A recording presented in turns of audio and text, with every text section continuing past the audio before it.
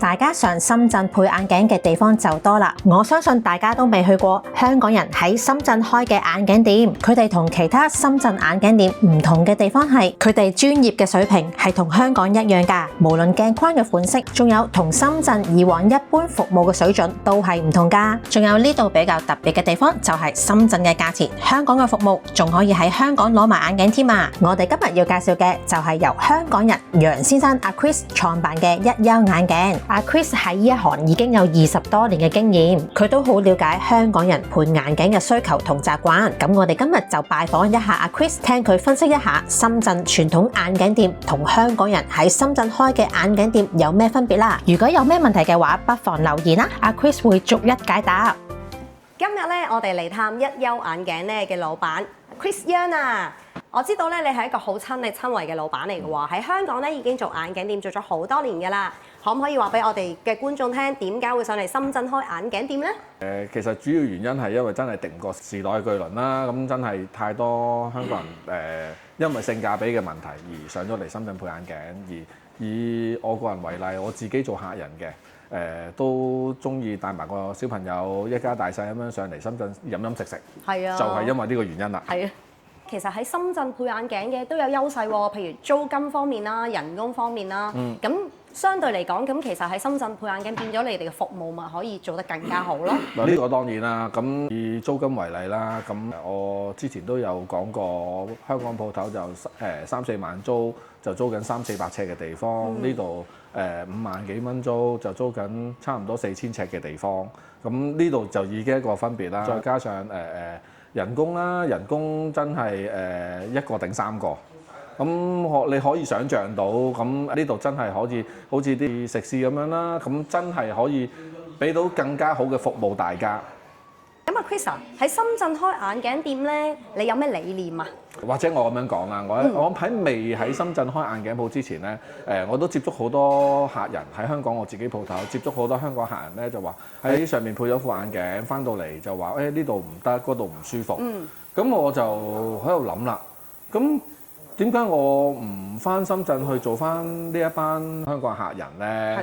其實呢，我都做咗好多唔同嘅地方啦。喺打工嘅時候，旺角做過，荃灣做過，沙田做過，中環都做過，接觸過好多唔同層面嘅客人，都發覺喺全世界嚟講，即係我諗好多行內人都認同嘅就係香港人對眼鏡嘅要求係特別高嘅。係，咁呢一個係真係不容置疑嘅。咁點解佢哋寧願返大陸因為價錢平而降低自己嘅要求呢？咁價錢平係因為內地個生活個指數問題啫，同個服務同個質素冇關係㗎嘛。咁我就喺度諗啦，咁不如既然係咁樣，我不如喺深圳開一間係跟翻我哋香港標準嘅一間眼鏡鋪。咁等啲客人都會覺得，除咗喺性價比之外呢，我哋嘅標準都會跟香港一樣。最重要嘅就係有好多人都話喺深圳配完眼鏡，咁下都要上嚟攞，好唔方便。咁我哋就唔同啦，我哋喺香港亦都有眼鏡鋪，亦都方便翻香港人喺深圳配完眼鏡，喺香港攞眼鏡。哇，咁啊真係好好喎，好方便喎，唔使寄翻過去喎。唔會嘅，唔會嘅，因為寄翻過去，你哋都會遇到問題。攞咗副眼鏡之後，喂戴得唔舒服啊，呢位要調校啊。要調校，咁我哋係直頭有間眼鏡鋪喺度，你直接上去。咁我有同事會再幫你哋校翻眼鏡，交翻副眼鏡俾你哋。所有流程嘅標準啦，喺內地係興講流程㗎嘛。流程嘅標準咧，就會跟翻香港完全一模一樣㗎啦。哇！咁即係喺一休配眼鏡就係深圳嘅價錢，香港嘅服務喎。冇錯啦。咦，咁啊 Chris，我想問下咧，香港嘅分店喺邊一度啊？香港鋪頭喺荃灣，喺荃灣南豐中心咯。咁你地鐵站 A 出口一出就係嘅啦。咦，阿 Chris 啊，咁你應該好了解香港人配眼鏡嘅要求喎，同埋咧港人咧喺深圳咧配眼鏡咧會遇到啲咩問題啊？嗱你話了解香港人配眼鏡咧，或者我咁講啦，都做咗咁多年啦。咁同其他深圳眼鏡鋪一定比下去㗎啦，因為我哋事實上，我自己香港人嚟㗎嘛，咁你哋中意啲咩？咁我點會唔知呢？咁呢樣嘢係同其他眼鏡鋪最唔同嘅地方啦。曾經有啲客人上到嚟呢度配眼鏡嘅時候，都會同我講：咦，你哋呢度啲眼鏡鏡架嘅款式，雖然我間鋪頭唔及人哋嗰啲幾萬尺嘅地方，擺嘅貨唔夠人哋多。但係有一樣嘢係肯定嘅，我哋啲貨係比人哋精好多，因為的而且確好多客人都話喺嗰啲地方揀唔到眼鏡，話攞上手話唔係呢度成個玩具咁樣啊，或者啲款比較老土少少啊，咁呢個就係講個買手個觸覺啦。咁呢度嘅買手一定係我啦，咁我都係主要做香港人嘅生意，咁我又點會交俾我啲同事去做呢？咁呢個係同其他唔同嘅地方啦。咁先唔好講話優勢啦，但係唔一樣嘅嘢先啦。咁再加上我哋驗眼，譬如喺驗眼嘅服務入邊，咁因為我哋呢度全部都一樣係內地嘅視光師啦。咁但係佢哋會喺呢度學多一樣嘢，就係香港嘅標準。我會跟翻香港嘅流程啊，去話翻俾佢哋聽，其實係香港人對驗眼嘅要求係點樣，或者對眼鏡架嘅要求係點樣。咁佢哋都會比起其他眼鏡鋪更加了解我哋香港人嘅需要。咁因為你親自受教啊嘛，你將你畢生嘅功夫全教晒俾佢哋，可以咁講啦。梗係同事一定係更細心啦。因為其實我都試過咧，有朋友咧喺深圳配咗眼鏡啦，配個漸進鏡，咁但係配完翻去之後咧，當佢攞完鏡戴嘅時候就發覺，哇，有啲暈喎，又唔係好舒服喎。咁後尾咧佢就問翻個即係眼鏡店啦，原來咧佢哋溝通之間出現咗問題喎，就係咧個視光師冇問過佢。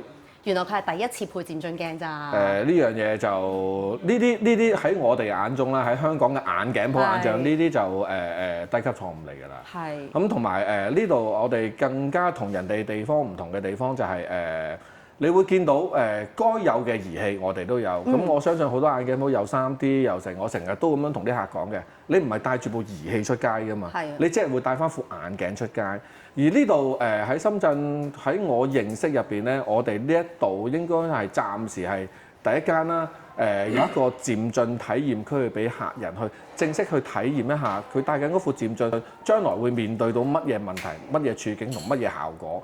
咁喺鑑於呢一個地方咧，咁我哋可以令到啲第一次戴嘅客人啊，或者喺其他眼鏡鋪配咗副漸進有問題嘅時候咧，上到嚟一 check 就已經知道個問題喺邊度，咁好容易去解決到佢哋所面對到嘅問題。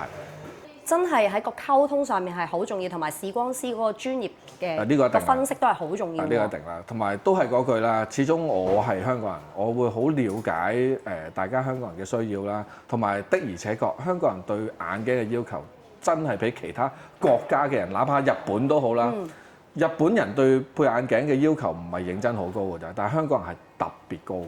香港人揀嘅鏡架都揀得會特別仔細啲嘅，咁所以你呢度咧就有好多精品嘅眼鏡架咧，就好適合我哋香港人過嚟啦。冇錯啦，嗱咁呢度係一個漸進體驗區啦。其實喺我嚟講咧係叫引以為榮啦，因為喺香港嘅眼鏡鋪咧，據我所知，今時今日香港眼鏡鋪應該係得2至3間有一個咁上下嘅地方，去俾人感受一下你戴緊嗰副漸進戴得舒唔舒服啊，而有一個特定嘅標準，去令到我哋知道究竟你戴緊嗰副眼鏡個位置上邊、度數上邊啱唔啱？咁你會見到喺呢個地方會有好多個格仔嘅。咁呢啲格仔咧係俾我哋，當你戴住副眼鏡嘅時候，俾我哋去辨認你嗰副眼鏡戴嘅位置啱唔啱？咁好啦，如果你嘅戴嘅位置啱嘅話咧，喺舒服性、喺舒適性入邊又好，或者譬如你第一次戴漸進嘅話，喺容易去習慣方面咧，就會簡單好多啦。咁呢一樣嘢，我相信其他喺深圳其他眼鏡鋪咧，只會話俾你聽係有啲咩儀器做啲乜嘢嘢。咁而呢一度係你會戴住你配咗副眼鏡，去直接體驗你戴緊嗰副眼鏡嘅效果嘅。咁我哋呢一樣嘢，因為始終大家香港人啦，咁會完全感受到其實你哋真係希望一副乜嘢眼鏡，而呢一度就可以話晒俾我哋聽，去幫你揀一副啱你用嘅眼鏡啦。好嗱，你會見到除咗我哋漸進體驗區之外咧，呢度咧仲有好多模擬漸進嘅鏡片，係俾一啲第一次戴漸進嘅人喺揀緊眼鏡嘅時候，可以俾佢感受一下究竟戴住副漸進個感覺會係點樣？因為好多時好多人第一次戴漸進都話聽啲朋友講話又暈又浮又唔舒服嘅。咁呢度就有好多唔同嘅鏡片咧，係俾啲客人去感受一下究竟漸進係乜嘢一回事。嗱，咁呢度咧你會見到咧，由開張到今日啦，賣得最多嘅其中一個牌子啦，咁就德國嘅 IC Berlin 啦。咁你會見到好多識佢嘅人都已經知道㗎啦。咁佢除咗係一個冇螺絲嘅設計之外咧，咁佢仲有本身隻眼鏡鏡架咧係用鋼做嘅，咁係做我哋植入人體螺絲嗰啲鋼做出嚟，所以你會見到咧佢個拉力係好大嘅，而成副眼鏡係冇螺絲嘅。咁好啦，戴上去嘅感覺就係好似冇嘢咁樣。咁呢一個咧，喺香港咧就賣緊講緊3000零4000蚊到啦。咁喺呢度咧就2000零蚊就已經搞掂㗎啦個鏡架。所以喺性價比上邊咧，一定會比香港平大概20至30% 左右啦。咁真係戴得好舒服嘅，而且喺香港嘅眼鏡鋪去賣 IC Berlin 咧，你會見到嘅就係多嘅20-30隻。咁而呢度係過百隻俾你哋嘅選擇嘅。咁除咗 IC Berlin 之外咧，性價比更加高嘅就係 COSO 啦。咁我哋都係王牌之一嚟㗎啦。咁佢最大嘅特點係啲咩咧？佢叫平衡眼鏡。咁佢副眼鏡個重心咧係會向後嘅。所有戴漸進鏡嘅人咧，副眼鏡就唔容易跣落嚟。喺個定位上邊咧，會比一般嘅眼鏡好，而且個價錢亦都相當之優惠嘅。好啦，咁我哋除咗有 IC Berlin 呢個牌子之外啦，咁另外一個更加輕嘅眼鏡就係呢隻丹麥牌子啦。咁好多客人識佢嘅、戴開佢嘅都愛不釋手㗎啦。咁除咗有正常嘅鈦金屬之外咧，我哋更加仲有一隻簡直係鎮店之寶。咁呢隻牛角做嘅眼鏡架，有興趣嘅客人可以隨時過嚟參觀下、睇下、體驗下都好㗎。哇！呢啲係最新翻嘅喎，係咪啊？冇錯，呢啲係最近入翻嚟嘅。咁除咗 IC Berlin 德國架啊，譬如呢啲丹麥架之外咧，Silhouette 呢啲之外咧，咁其他譬如有啲客人都會話咁你哋有冇啲日本牌子啊，例如科拉啊、金子啲眼鏡？其實嚟緊我哋都會引入㗎啦。當然，譬如你哋話有咗型號嘅，咁我哋係可以歡迎你哋俾個型號我哋照幫你訂，而個價錢咧亦都會比香港平嘅。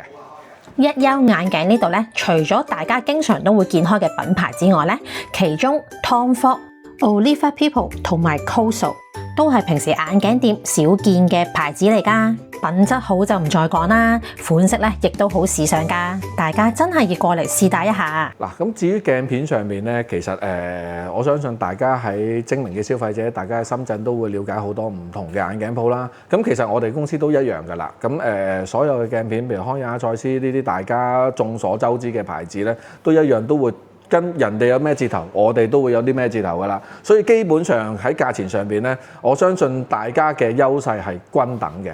但係我哋有少少唔同嘅，就係其實我哋啲鏡片嗰個對鏡片嘅品質要求咧，所有嘅 QC 每一次翻嚟嘅 QC 咧都會好嚴格，跟翻香港嘅標準。所以咧大家喺呢度曾經喺度配過眼鏡嘅客人咧，都會話我哋真係同其他眼鏡鋪唔同，尤其是專門我哋做深度數嘅，真係做得好多。因為喺內地配深度數嘅客人咧，其實好多嘅。但係通常佢哋做完翻嚟之後咧，都會哇點解隻鏡咁厚啊？隻鏡做出嚟唔靚啊！嗱呢一樣嘢咧，就真係香港啲師傅咧先做得到啦。咁好多時咧，有啲鏡片咧真係太深度數，譬如早排我哋做到一個1500-6度嘅，咁我都會跟翻我哋香港嘅標準，要求翻我哋嘅工場點樣去做嗰塊鏡出嚟，做到有咁靚得咁靚，令到啲客人唔覺得有好多個圈，咁個效果就會同香港鋪頭做出嚟嘅效果差唔多啦。